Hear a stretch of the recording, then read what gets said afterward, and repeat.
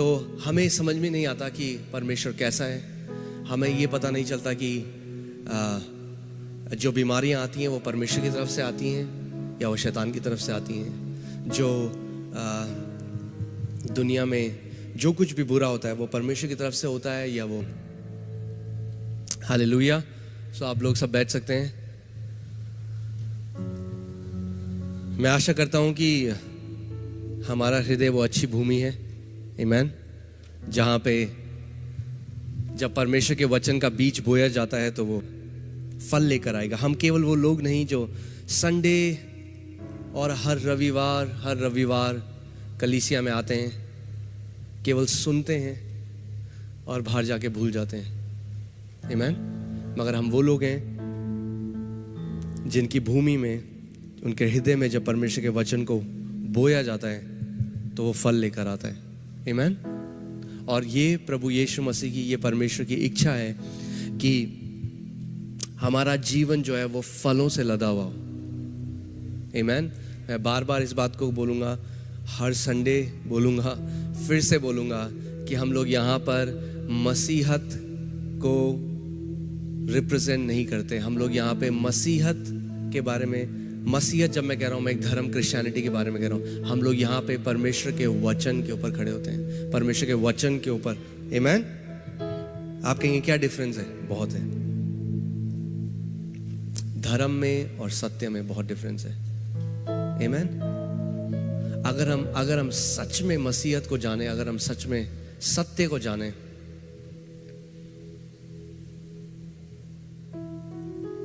तो मसीहत कोई धर्म नहीं जो परमेश्वर का वचन हमें सिखाता है, वो हर एक धर्म का अंत है, आमीन। चलिए खैर, मैं वहाँ नहीं जाऊँगा। मेरे पास बहुत लिमिटेड टाइम है और मैं चाहता हूँ कि हम लोग वचन में सीखें। आज मैं सिखाना चाहता हूँ पुरानी वाचा और नई वाचा के बीच में अंतर, आमीन। पुरानी वाचा और नई वाचा के बीच में अंतर। और दुख की बात यह है, मगर बहुत सारी कलीसियाओं में आज भी एक मिक्सचर का प्रचार होता है, एक मिश्रण का प्रचार होता है। पुराने नियम और नए नियम को मिला के प्रचार होता है। और जब आप पुराने नियम और नए नियम को मिलाते हैं तो आपको क्या मिलता है? कुछ भी नहीं। उसके अंदर कोई सामर्थ नहीं है, आमीन। आज तक मुझे कोई वो प्रचारक तो नहीं मिले जो पूरा पुराने नियम को प्रचार करते हैं, जिसमें 613 आज्ञाएं हैं। मगर हम क्या करते हैं? हम लोग पुराने नियम और नए नियम को मिला देते हैं। और जब हम पुराने नियम और नए नियम को मिला देते हैं तो हमें समझ में नहीं आता कि परमेश्वर कैसा है। हमें ये पता नहीं चलता कि जो बीमारियां आती हैं वो परमेश्वर की तरफ से आती हैं या वो शैतान की तरफ से आती हैं। जो दुनिया में जो कुछ भी बुरा होता है वो परमेश्वर की तरफ। इसीलिए हमें नई वाचा को जानना बहुत ज़रूरी है, आमीन। आइए हम सब लोग चलते हैं यिर्मयाह 31, इंग्लिश में जरमाया, हिंदी में यिर्मयाह 31, और हम लोग पढ़ेंगे 29 आयत से, नहीं 31 आयत से पढ़ते हैं पहले। यिर्मयाह 31। और मैं चाहता हूं कि आप ध्यान धरकर वचन को सुने, आमीन। परमेश्वर का वचन यहाँ पे कहता है, फिर यहोवा की यह वाणी है, सुन ऐसे दिन आने वाले हैं जब मैं इज़राइल और यहूदा के घरानों से नई वाचा बांधूंगा। ये पुराने नियम में यिर्मयाह एक भविष्यद्वक्ता है और परमेश्वर उसके द्वारा एक भविष्यवाणी कर रहे हैं। वो कह रहा है ऐसे दिन आने वाले हैं, यानी ये उस समय नहीं है, ये फ्यूचर की बात है, भविष्य की बात है। और यिर्मयाह भविष्यद्वक्ता कह रहा है कि ऐसे दिन आने वाले हैं जब परमेश्वर क्या करेगा? इज़राइल और यहूदा के घराने से एक नई वाचा बांधेगा। इज़राइल के घराने से आगे यहूदी पैदा हुए, जिनको हम ज्यूस कहते हैं। और यहाँ पे जो यहूदा है वो हम लोगों को रिप्रेजेंट करता है। यहूदा वो लोग हैं जो विश्वासी लोग हैं, जो परमेश्वर से आए, क्योंकि प्रभु यीशु मसीह यहूदा के घराने से आया।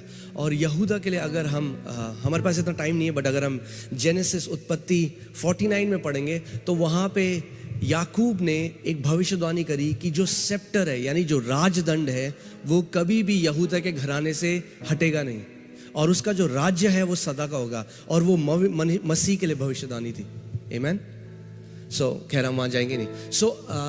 यहाँ पे हम लोगों को समझ में आ रहा है पुराने नियम में कि परमेश्वर कह रहे हैं कि ऐसे दिन आने वाले हैं जब मैं एक नई वाचा को बांधने जा रहा हूं। और जो पहले यहूदी लोग थे, सबसे पहले उनको मौका मिला उस न्यू कवनेंट को सुनने का, उस गॉस्पेल को सुनने का, सुसमाचार को सुनने का।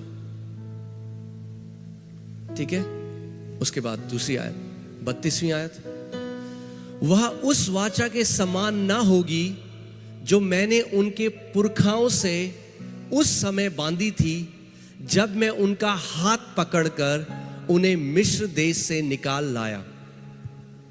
परमेश्वर कह रहे हैं कि ये जो नई वाचा होगी ये पुरानी वाचा की तरह नहीं होगी। आमीन, ये क्लियर हो गया कि ये जो वाचा होगी ये अलग होगी, ये पुरानी वाचा की तरह नहीं होगी। परमेश्वर कह रहा है कि पुरानी जो वाचा परमेश्वर ने बांधी थी वो ऐसी थी कि वो इजराइलियों को हाथ पकड़कर मिस्र से निकाल के लाया। किसका आप हाथ पकड़ के चलाते हैं? बच्चों का। पुराना नियम जो है वो बच्चों के लिए, परमेश्वर हाथ पकड़कर उनको क्या करा? उसने मिस्र से निकाल के लाया। क्योंकि यद्यपि मैं उनका पति था तो भी उन्होंने मेरी वह वाचा तोड़ डाली। परमेश्वर कह रहे हैं यद्यपि मैं उनका पति था, परमेश्वर ने उनसे ऐसा प्रेम किया अपने प्रजा की तरह, मगर परमेश्वर का वचन कह रहे हैं कि उन्होंने क्या किया? मेरी उस वाचा को तोड़ डाला। आगे 33वीं आयत,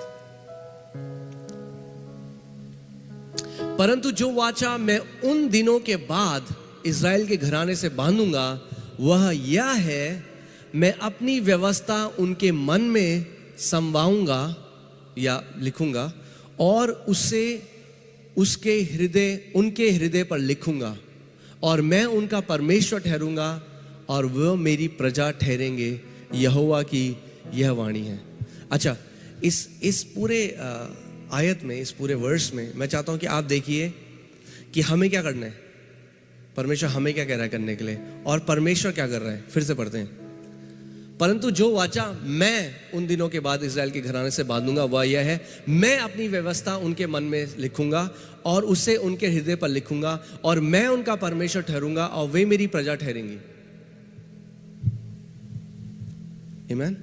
यानी जो नई वाचा परमेश्वर, जिस नई वाचा की परमेश्वर बात कर रहा है, उसमें परमेश्वर कह रहा है कि वो वाचा परमेश्वर के द्वारा से आएगी और परमेश्वर ही उसे हमारे हृदय में डालेगा और परमेश्वर ही हमारा परमेश्वर होगा। आमीन। आगे 34वीं आयत, और तब उन्हें फिर एक दूसरे से यह ना कहना पड़ेगा कि यहोवा को जानो, क्योंकि यहोवा की यह वाणी है कि छोटे से लेकर बड़े तक सब के सब मेरा ज्ञान रखेंगे, क्योंकि मैं उनका अधर्म क्षमा करूंगा और उनका पाप फिर स्मरण ना करूंगा। आमीन। परमेश्वर का वचन कह रहा है ये जो नई वाचा होगी उसमें परमेश्वर कह रहे हैं कि सब मुझे जानेंगे। और नए नियम में परमेश्वर का वचन देखिए, पुराने नियम में क्या होता था? पुराने नियम में केवल 3 ऑफिसेस होते थे, अगर मैं ऑफिस की तरह आपको बता सकूं, या 3 बुलाहट होती थी। केवल 3 तरह के लोग होते थे जिनके द्वारा जिनके ऊपर परमेश्वर का आत्मा उतरा करता था। एक होता था राजा, एक होता था पुजारी, और एक होता था भविष्यद्वक्ता। कौन कौन? राजा, पुजारी, भविष्यद्वक्ता। इन तीनों के ऊपर परमेश्वर का आत्मा उतरा करता था और इन्हीं के द्वारा परमेश्वर बात करता था। यानी एक जो कॉमन आदमी है, एक जो आम आदमी है, वो परमेश्वर की आवाज नहीं सुन सकता था। ये जो लोग थे, अगर इनको परमेश्वर के बारे में कुछ भी जानना होता था तो इन्हें किसके पास जाना होता था? भविष्यद्वक्ता के पास, क्योंकि भविष्यद्वक्ता परमेश्वर की आवाज था। मगर नई वाचा में ऐसा नहीं है। आपको किसी प्रॉफिट के पास जाने की जरूरत नहीं है, पवित्र आत्मा आपको दे दिया गया है ना। मेरी बात को सुनिएगा, मैं ये नहीं कह रहा हूं प्रॉफिट की जरूरत नहीं है। नए नियम में भविष्यद्वक्ता की बुलाहट एक जगह है, मगर जब हम भविष्यद्वक्ताओं के पीछे भागते हैं, मैं नौकरी करूं कि नहीं करूं, मैं इस लड़की से शादी करूं नहीं करूं, हम लोग इंसल्ट करते हैं, हम लोग अनादर करते हैं पवित्र आत्मा का। आमीन। नए नियम में भविष्यद्वक्ता की कॉलिंग यह है कि जो परमेश्वर आपको पहले से कह रहा है वो आके उस बात को कंफर्म करते हैं। जो पवित्र आत्मा आपको पहले से कह रहा है, एक भविष्यद्वक्ता जब आता है तो वो उस बात को कंफर्म करता है। मगर आज कितनी सारी जिंदगियां खराब हो गई क्योंकि किसी भविष्यद्वक्ता ने कहा प्रभु मुझे कह रहा है नौकरी छोड़ शिमला चला जा। नहीं, परमेश्वर का वचन रोमियो 8 में कहता है कि जो परमेश्वर की आत्मा के चलाए चलते हैं वे परमेश्वर के पुत्र हैं। आमीन। और लोगों ने क्या कहा, हाँ उन्होंने नौकरी छोड़ी शिमला चले गए। मैं कैसे परिवार को जानता हूं, नौकरी छोड़ी शिमला चले गए। 6 महीने तक जितनी सेविंग थी वो खत्म हो गई, उसके बाद कुछ नहीं बचा करने को। उसके बाद परमेश्वर से कड़वे हो गए कि परमेश्वर ने हमें यहां डाल दिया। परमेश्वर ने उनको वहां नहीं डाला, वो अभी भी पुराने नियम में थे। आमीन। इसीलिए परमेश्वर का वचन, ये बात कभी भी पुराने नियम में नहीं लिखी गई थी, बस नए नियम में लिखा है कि हर एक भविष्यवाणी को परखो, क्योंकि आपके अंदर परखने वाला आत्मा दे दिया गया है, तभी आप परख सकते हैं। पुराने नियम में वो लोग नहीं परख सकते थे क्योंकि उनके पास परमेश्वर का आत्मा नहीं था। मगर नए नियम में परमेश्वर का वचन हमें कहता है हर एक भविष्यवाणी को परखो। आमीन। हर एक व्यक्ति जो कह रहा है यहोवा कह रहा है, वो यहोवा नहीं कह रहा। आमीन। और क्यों कलीसियाओं में ऐसे लोग जल्दी से बरगलाए जाते हैं? क्योंकि वो वचन का ज्ञान नहीं रखते। परमेश्वर का वचन कहता है मेरी प्रजा मेरे ज्ञान न होने के कारण नाश हो जाती है। इसीलिए कोई भी कुछ भी कहता है, इसीलिए मैं हमेशा कहता हूं जो कुछ हम यहां से सिखाते हैं आप परमेश्वर के वचन से परखो उस बात को, और देखो कि परमेश्वर के वचन में ये चीज लिखी है या नहीं लिखी हुई। आमीन। सो आइए हम पुराने उस जगह चलते हैं। और परमेश्वर कह रहा है मैं क्या करूंगा, मैं उन पर क्या करूंगा, दया दिखाऊंगा, उनके अधर्म के कामों को मैं क्षमा करूंगा और उनका पाप फिर स्मरण ना करूंगा। आप जानते हैं हम सब की दिक्कत क्या है? हमारी दिक्कत यह है कि हम परमेश्वर पर विश्वास नहीं करते। हम लोग बोलते हैं हम करते हैं, पर जो प्रभु कहता है हम उस पर विश्वास नहीं करते। अगर परमेश्वर कह रहा है कि नई वाचा में मैं उनका पाप स्मरण नहीं करूंगा, इसका मतलब वो हमारा पाप स्मरण नहीं करेगा। आमीन। मगर हम अपना पाप स्मरण करते रहते हैं। 3 साल शैतान आपको याद दिलाता, 3 साल पहले क्या हुआ था। चलिए आगे चलते हैं। 35वीं आयत। नहीं, एक काम करिए, 29 आयत में जाइए। मैं आपको कुछ बताना चाहता हूं, क्योंकि बहुत सारे मसीह लोग आज जेनरेशनल कर्सेस को मानते हैं। सुना है आपने जेनरेशनल कर्सेस? पीढ़ी दर पीढ़ी के श्राप। और कई लोग सोचते हैं हमारी जिंदगी में जो परेशानी है वो इसलिए है क्योंकि हमारे ऊपर जनरेशनल कर्स है। देखते हैं परमेश्वर का वचन क्या कहता है। उन दिनों में, अब मैं आपसे क्वेश्चन पूछता हूं, किन दिनों में? नहीं, नए दिनों में। अगर उन दिनों में पुराने दिन होते तो कहते हैं आज के दिनों में। वो आने वाले दिनों की बात कह रहे हैं, और वो कह रहा है उन दिनों में, जिस दिन परमेश्वर ने कहा वो दिन आने वाले हैं। और परमेश्वर का वचन कह रहा है उन दिनों में वे फिर ना कहेंगे, क्योंकि अभी कहते हैं फिर ना कहेंगे कि पुरखे लोगों ने तो जंगली दाख खाई परंतु उनके वंश के दांत खट्टे हो गए। समझ रहे हैं आप? परमेश्वर का वचन कह रहा है, एक पुरानी कहावत थी उस टाइम में कि जो बाप ने खाया उसका फल जो है किसको भुगतना पड़ा? बच्चों को, और बच्चों को, उनके वंश को। मगर परमेश्वर का वचन कह रहा है उन दिनों में, यानी नई वाचा के दिनों में, वो ये नहीं कहेंगे कि पुरखा लोगों ने तो जंगली दाख खाई परंतु उनके वंश के दांत खट्टे हो गए। 30वीं आयत।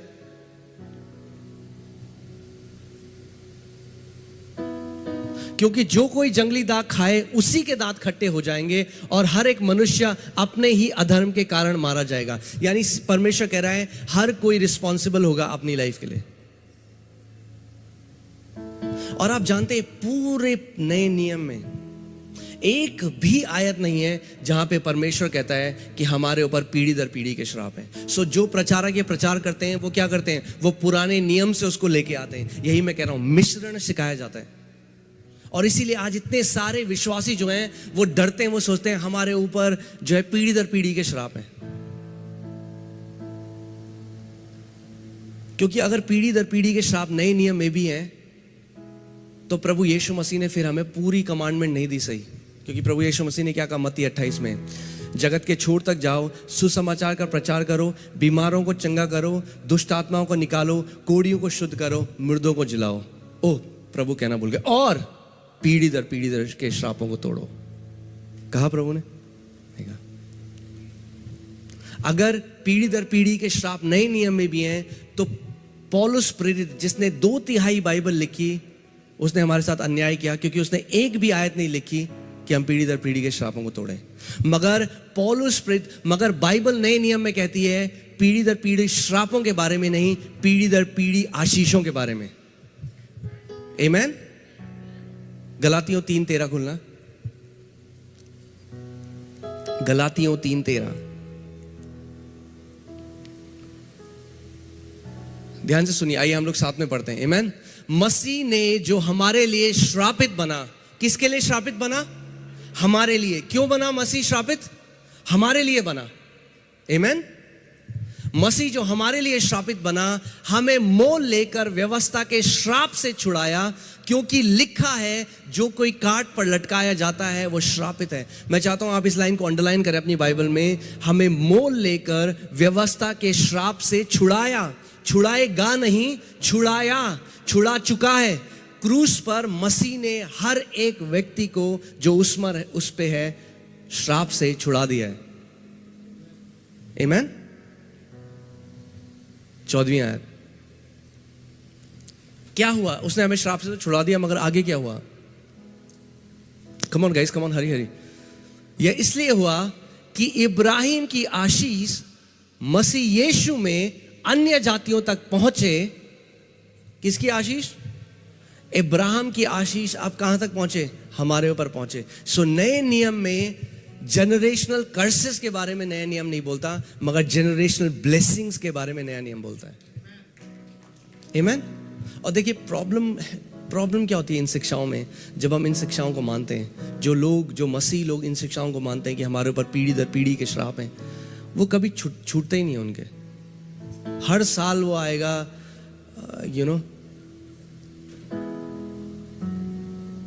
हर साल बोला जाएगा, अरे तो श्राप चल रहा है तुम्हारे ऊपर, अरे ये श्राप चल रहा है। वो कभी टूटते नहीं है। मगर जो कोई मसीह यीशु में है, उसके ऊपर क्या है? श्राप नहीं है, मगर आशीष है। ओके, आमीन। आगे चलते हैं।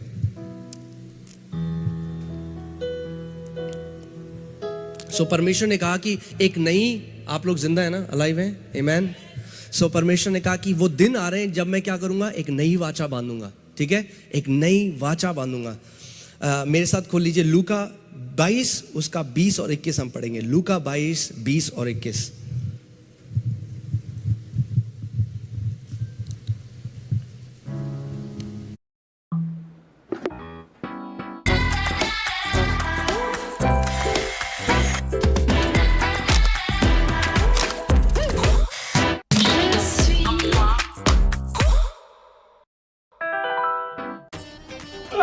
सर शॉट रेडी है सर। हमारा गर्दन छिल गया, इनको शॉट का पड़ा है। सर एक बार आप इसे ट्राई कीजिए। नया जिलेट गार्ड अब अनोखे सेफ्टी कोम के साथ। शेव कर बेफिकर जिलेट गार्ड से।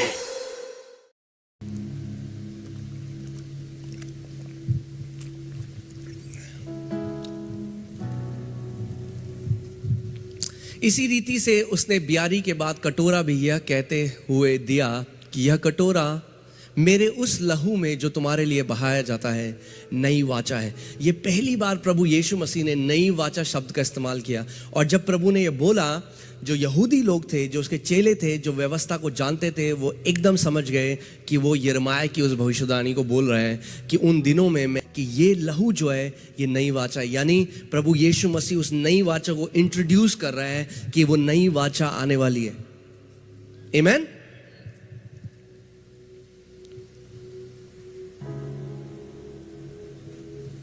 देखिए, पुराने नियम में 613 आज्ञाएं हैं।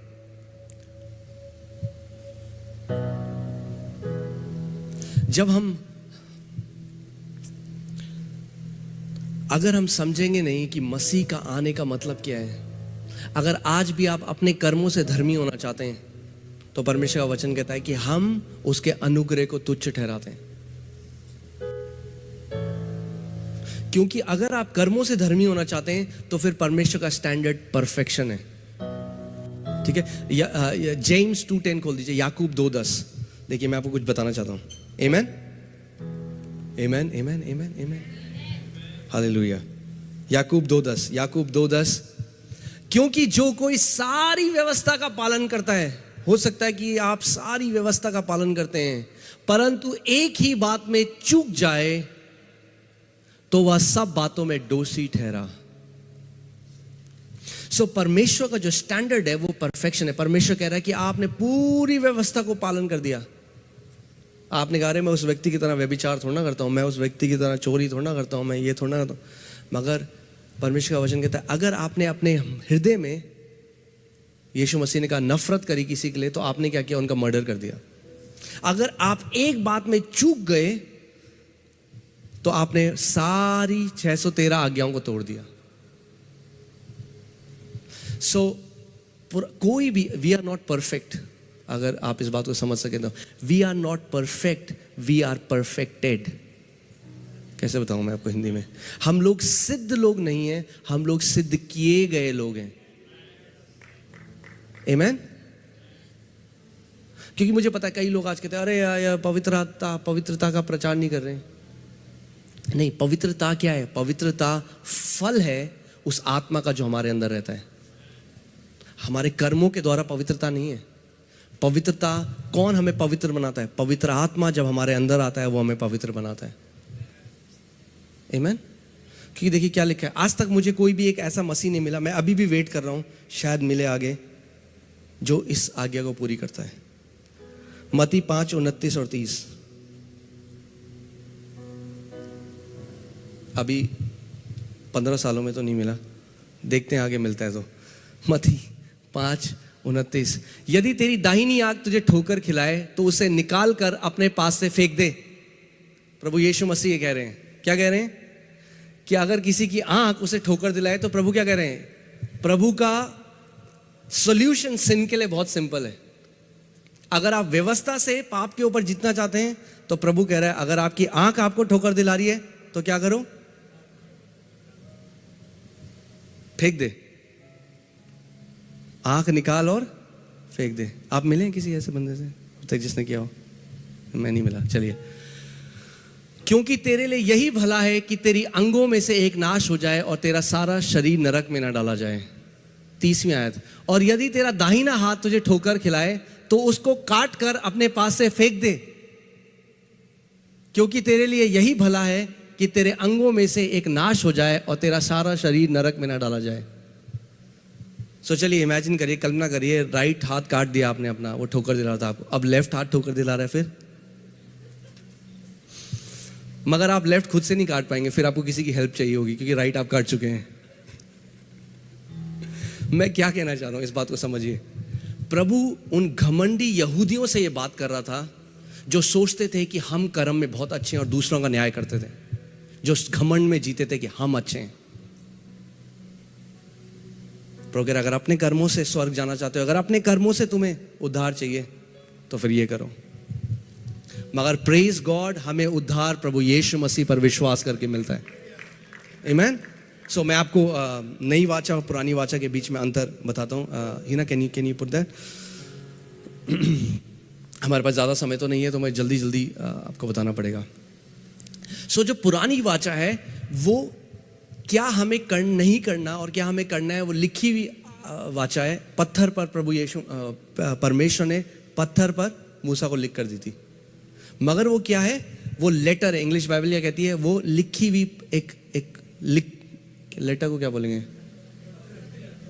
पत्रीज, या मतलब लेटर मतलब, या चलिए वही ले लेते हैं। सो वो वाला इंग्लिश वाला लेटर नहीं है वो, चलिए ठीक है। वो जो हम अक्षर लिखते हैं, हाँ वो अक्षर है, समझ रहे हैं आप? वो अक्षर के द्वारा लिखी गई है। सो जो अक्षर है ना वो क्या कर सकते हैं? वो आपको केवल इन्फॉर्म कर सकते हैं। सो पुरानी वाचा आपको ये तो बता सकती थी कि क्या नहीं करना, मगर आपको सामर्थ नहीं दे सकती थी। मगर नई वाचा जो है वो आत्मा की वाचा है। आमीन। पुरानी वाचा जो थी वो मृत्यु की वाचा थी।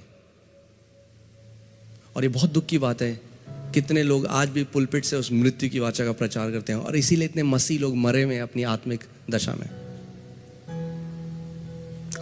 दूसरा कुरिन्थियों 3:7 खोलना ही ना, दूसरा कुरिन्थियों 3:7 देखते हैं परमेश्वर का वचन क्या कह रहा है।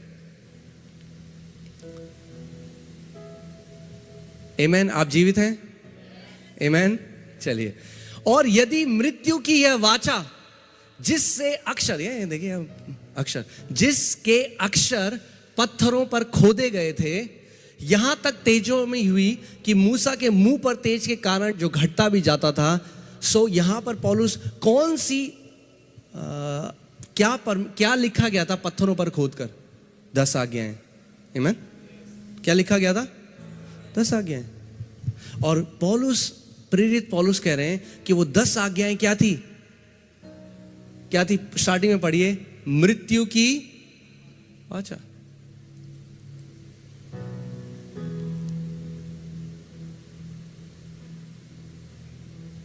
आमीन। लाहो हमार कसरत तो हो गई, अब तहार बारी। हम काहे करी कसरत? हमरा लगे केहू और बा रउओं से ज्यादा ताकतवर। के?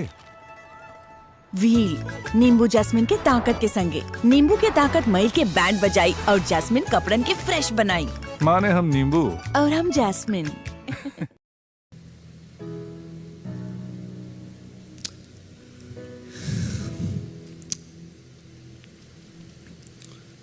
एक्सोडस 32:28 में जाना है ना।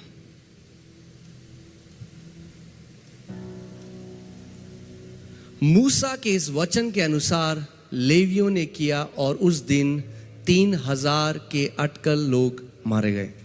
जिस दिन ये वाचा दी गई, जिस दिन परमेश्वर ने 10 आज्ञाएं दी, उस दिन 3000 लोग मार दिए गए। ये मृत्यु की वाचा है। दुख की बात है, हम लोग सोचते हैं मसीहत ये, हम अपने बच्चों को सिखाते हैं, घर पे पोस्टर लगा देते हैं।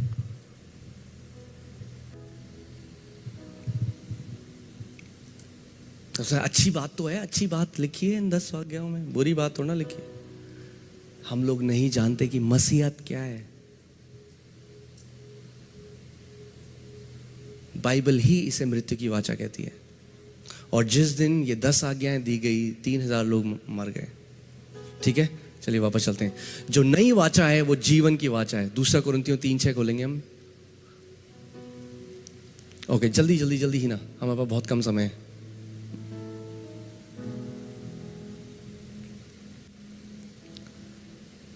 जिसने हमें नई वाचा के सेवक होने के योग्य भी किया, शब्द के सेवक नहीं वरन आत्मा के। क्योंकि शब्द मारता है पर आत्मा जिलाता है। आमीन। आज हम लोग केवल शब्द का प्रचार नहीं कर रहे जो केवल लिखा हुआ मरा हुआ शब्द है। हम लोग आत्मा, नया वाचा जो है। आमीन। आज हम लोग केवल शब्द का प्रचार नहीं कर रहे जो केवल लिखा हुआ मरा हुआ शब्द है। हम लोग आत्मा, नया वाचा जो है वो आत्मा की वाचा है। आमीन। वो जीवन देने वाली वाचा है। और अगर हम प्रेरितों कार्य 2 में देखेंगे, जब पवित्र आत्मा आया जिस दिन, आप जानते हैं जिस दिन मूसा को जिस दिन व्यवस्था दी गई वो पेंतिकोस्त का दिन था। जब 10 आज्ञाएं दी गई, पेंतिकोस्त का दिन था। और नए नियम में प्रेरितों कार्य 2 में आप देखेंगे कि जब पेंतिकोस्त का दिन आया तो परमेश्वर का आत्मा अपनी भरपूरी में आया और उसने उन सारे 120 को भर दिया। और फिर पतरस ने प्रचार किया, और क्या हुआ? 3000 लोगों ने उद्धार पाया, 3000 लोगों ने परमेश्वर का जीवन पाया। पुराने नियम में 3000 लोग मर गए, नए नियम में आत्मा की सेवकाई में 3000 लोग अनंत के लिए जीवित हो गए। आमीन। ये जीवन की आत्मा है।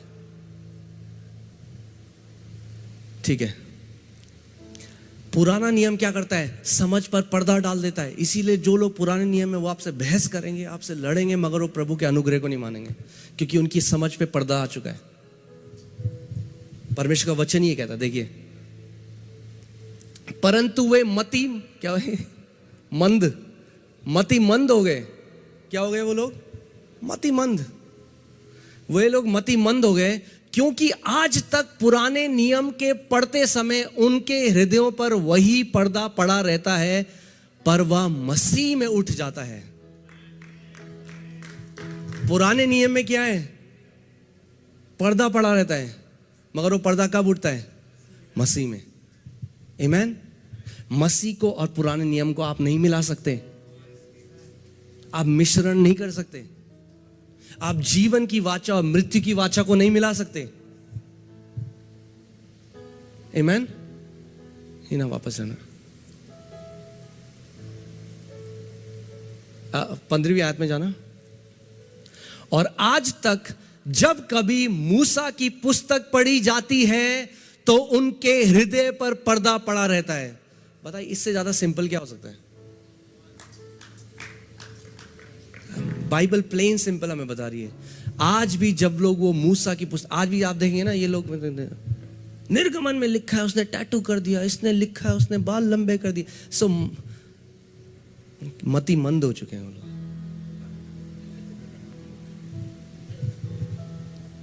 आज भी जब मूसा की पुस्तक पढ़ी जाती है, बाइबल कह रही है उनकी आंखों में पर्दा पड़ा होता है, मगर वो पर्दा किस में हटता है? मसीह में।